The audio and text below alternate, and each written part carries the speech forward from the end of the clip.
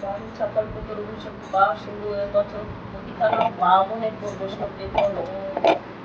अज्ञान पुण्यदस्य दयानंदन शलाका चक्षुनिमिलितं जेन तस्मै श्रीगुरवे नमः। श्रीकृष्ण चैतन्य प्रभु नित्यानंद श्री अद्वैत गदाधर शिवासादि गौर हरे कृष्ण कृष्ण कृष्ण हरे हरे हरे राम राम राम। আমার পরমারাধ্যতম শ্রী গুরুদেব শ্রীমৎ সদানন্দ বাবাজি মহারাজের তার আদেশ অনুযায়ী আমি সামান্য ভাবে আপনাদের সামনে বলছি মতো করলেন আমার বাবার কথা বলার মতো কোনো ক্ষমতাই নেই। বাবার আদেশে আমি কিছুমাত্র আপনাদের কাছে বলছি। সবার চরণে দেবের চরণে আমার সর্বসহস্র ধন্যবাদ করে দুর্গত নেব সহ ভক্ত ভক্তাদির চরণে ধন্যবাদ দেবেন সবার চরণে।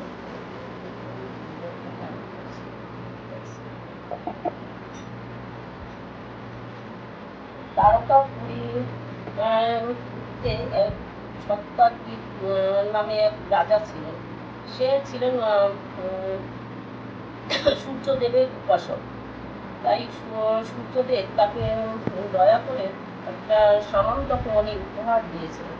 সেই সামন্তক মণিটি এতই উজ্জ্বল যে সেটা তার গলায় পড়লে তার মানে মনে হতো যে সূর্যদেব সে গলায় আগমন হয়েছে। তাই মাঝে মধ্যে ভগবানকে দর্শন করতে সেই দ্বারকাপুরীতে যেতেন। আর দ্বারকাপুরীর বাসীরা মনে করতেন যে স্বয়ং সূর্যদেব মনে হয় দ্বারকাতে এসছেন। তাই তারা শ্রীকৃষ্ণের কাছে যে বলতেন যে আপনাকে দর্শন করার জন্য স্বয়ং সূর্যদেব এসছেন। তা শ্রীকৃষ্ণ পরমেশ্বর ভগবান সে তো সব কারণে করানো হয়, সবার অন্তর্কথা সে জানে। তিনি একমাত্র জানতেন যে সূর্যদেব নয়, এ হচ্ছে সত্যাজিৎ রাজা। তা উনি যখন সেই মণিটি গলায় পরে দ্বারকাপুরীতে প্রবেশ করতেন তখন তাকে তার মণিটির এতই উজ্জ্বল যে তার ছটায় তার মুখমণ্ডল দেখা যেত না, মনে হতো যে স্বয়ং সূর্যদেবকে সেখানে আগমন করছে। এই মতো সে দ্বারকাপুরীতে আসতেন। একদিন এই রাজা সত্যাজিৎ রাজা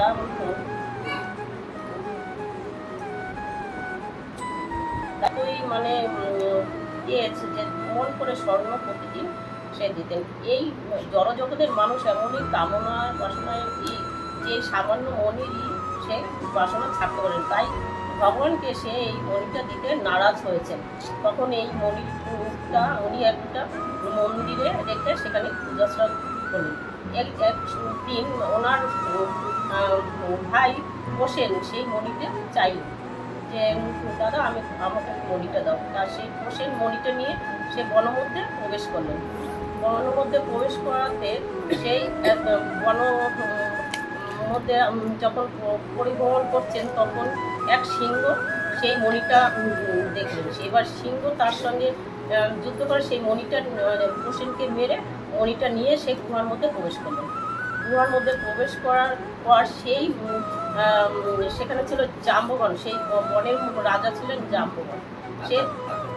সে দেখলেন যে হোসেনকে মেরে সেই সিংহটা মণিটা নিয়ে গেছে। তখন জাম্ববান কী করলেন, সেই সিংহটাকে হত্যা করলেন।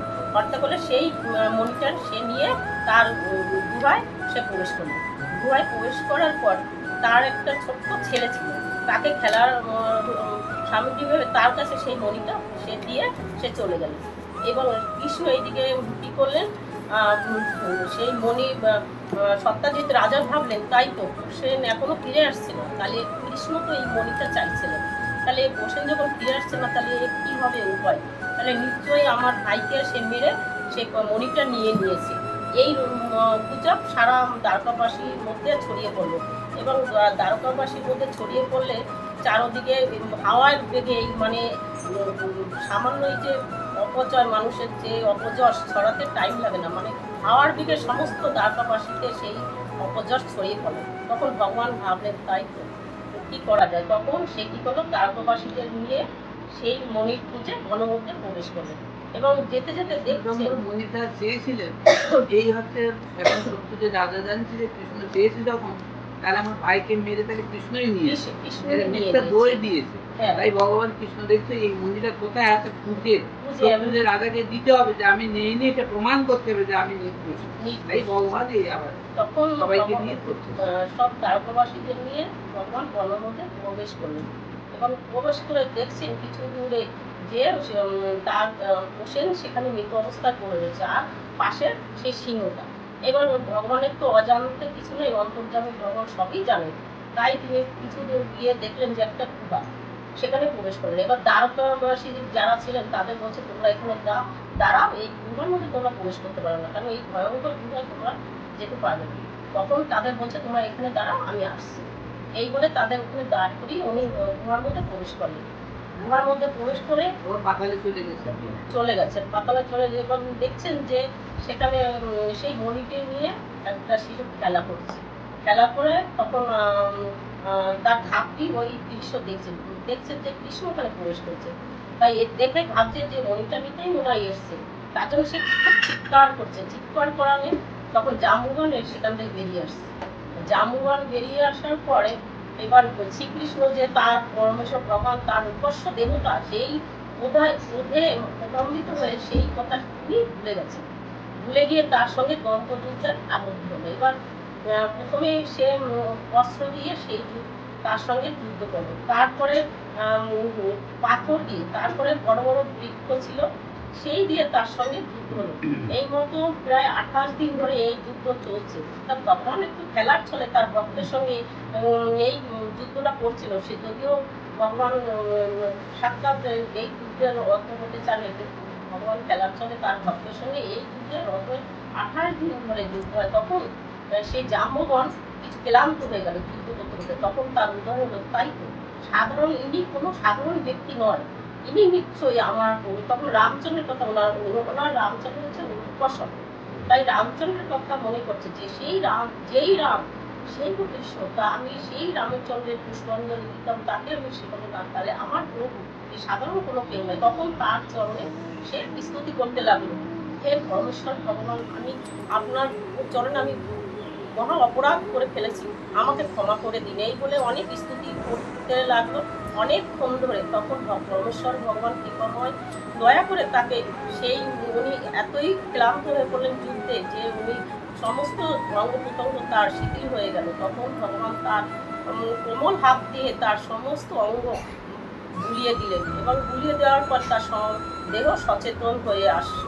এইবার ভগবান জাম্ববান কি করলেন, তার একটা বিবাহ উদ্যোক্তা আর আরেকটু লীলা আছে ওখানে, পরাজিত হয়ে যাচ্ছে বলে রামচন্দ্রের চরণে যে পুষ্প দিয়েছে, এখন দিয়ে পূজা করার পরে বাইরে বেরিয়ে কৃষ্ণের সঙ্গে আবার যুদ্ধ হবে, তো দেখে সেই পুষ্পাঞ্জলি কৃষ্ণের চরণে দেখছে। এইখানে বিশ্বাস করেছে যে সেই আমার উপাস্য এই কৃষ্ণ। তখন বলছে আমি ভুল করেছি, আর তুমি যে রামচন্দ্র, তুমি যে কৃষ্ণ, এটা আমি জানতাম। ওই পুষ্পাঞ্জলি দেখে বিশ্বাস এখানে আসছে। এইবার সন্তুষ্ট হয়ে তারপরে ওনার উপযুক্ত বিবাহযোগ্য কন্যা ছিল, আর সেই সমান্ত মণিটি সে ওখানেই সেই পাহাড়েই ওনার বিবাহ সম্পন্ন করলো। সেই ভগবানের সঙ্গে জাম্ববতীকে বিবাহ দিলেন এবং জাম্ববতী আর ওই মণিটি সব ভগবান যখন দ্বারকাবাসীরা ভাবছেন, তাই তো এতদিন 12 দিন অপেক্ষা করে দ্বারকাবাসীরা ওখান থেকে চলে গেল। আর এই যুদ্ধ চলছিল 28 দিন ধরে। ওনারা চলে যাওয়ার পরে বাড়িতে গিয়ে সমস্ত সব বিস্তারিত যখন বললেন, তখন ওনার রুক্মিণী সব, তারপরে বসুদেব, দেবকী সবাই মানে খুব আপসেট হয়ে পড়লেন যে কত, তাদের হৃদয় খুব কষ্ট হলো যে কি হলো কৃষ্ণের। তখন তারা দেবীর পুজো দিলেন। এর মধ্যেই ভগবান এসে সেখানে দ্বারকায় উপস্থিত হলেন জাম্ববতীকে নিয়ে। উপস্থিত হয়ে সেই সবাই তখন মহোৎসব হলো সেখানে। দ্বারকাবাসীরা খুব ধুমধাম করে খুব সুন্দরভাবে অনুষ্ঠান করলেন এবং রাজা উগ্রসেন, শ্রীকৃষ্ণের পিতামহ, সেই অনুষ্ঠানে তিনি আবার তার রাজসভায় একটা অনুষ্ঠান করলেন। সেই রাজসভায় অনুষ্ঠান উপলক্ষ হচ্ছে যে সত্রাজিৎ রাজা যে ভগবানকে যে অপবাদ দিয়েছিল তা সেটাকে বর্ণনা করা। তখন সেখানে জাম্ববান উপস্থিত হলেন। জাম্ববান উপস্থিত হয়ে সেই বিস্তারিত সেই সমস্ত কাহিনীগুলো ওকে বললেন যে এই মণিটি কিভাবে এসে ভগবানের কাছে আসলো, সেই বিস্তারিত সেই সবাই বলার পরে তখন ওই সত্যাজিৎ রাজা খুব লজ্জিত হলেন। ভগবানকে মিথ্যা অপবাদ দেওয়া হয়েছে, তারা লজ্জিত হয়ে সেখান থেকে সবার মাঝে সে মাথা নত করে চলে গেলেন গৃহমুখে। এবারে সেখানে গিয়ে ভাবছেন তাই তো আমার এই যে অপবাদ, আমি যে ভগবানের চরণে যে অপরাধ করেছি, কি করে এটা খণ্ডন করো। তাই উনি তখন একটা উনি উপায় বার করলেন। তাই তো এই মনীষ আমার যে কন্যা সত্যভামা, এই সত্যভামার সঙ্গে আমি শ্রীকৃষ্ণের বিবাহ দেবো। তাই উনি অনেক পাত্র সত্যভামার জন্য সব ইয়ে করছিলেন, কিন্তু সত্যাজিৎ রাজার অবশেষে শ্রীকৃষ্ণের কমলে তার কন্যাকে আর সেই মনীষ অর্পণ করলেন। ভগবান কি করলেন, সেই কন্যা তার সেই মণিটি বলছে না, এই মণি আমি নেব না, এই মণি তুমি এই পুরো মন্দিরে রাখো, আর এই মণি যেখানেই থাকবে সেখানে কোনো রোগ দেরি জ্বালা যন্ত্রণা কোনো কিছু হবে না, কারোর কোনো অসুবিধা হবে না। এই মণির প্রভাবে সমস্ত কিছু মঙ্গলময় হয়ে উঠবে। এবং সেই সত্যভামাকে নিয়ে সে দ্বারকা পুরীতে পৌঁছলেন এবং সেখানে বিবাহ সম্পন্ন হল এবং শান্তিতে উনি তো প্রথম শব্দ যে রাজা দিতে চাইনি, তারপর কৃষ্ণ বললেন না যে এটা তোমার বংশ পরম্পরা থাকুক। এই এই এই যে মন্দির, এই মন্দির সহস্র মন্দির রাখতে রাখতে প্রচার করতো। তাহলে এত বড় মহা জ্যোতির্ময় এবং ওই মন্দির যে রাজ্যে থাকবে সে রাজ্যের কোনো অবন্ধ শোক দুঃখ কিছুই থাকবে। এবং সেই সত্যরাজ্যের রাজার সেই সমস্ত মন্দির তার কাছে থাকলো, আর সত্যমামাজি কৃষ্ণের সঙ্গে বিবাহ দিল। যাক ভালো এটা হয়েছে। জয় জয় শ্রীমণি, জয় শ্রীরাম।